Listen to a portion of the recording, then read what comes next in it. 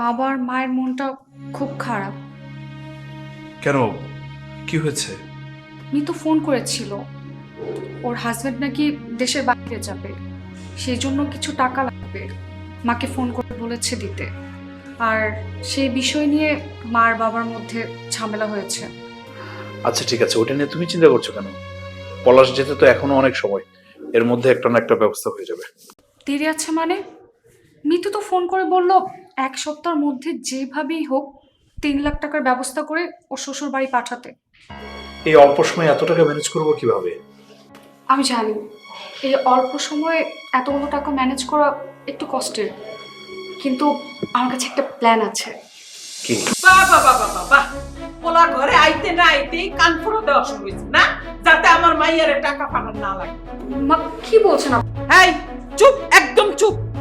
মিতু যে ফোন করে টাকা চাইছে এটা তুমি কেমনে শুনলা?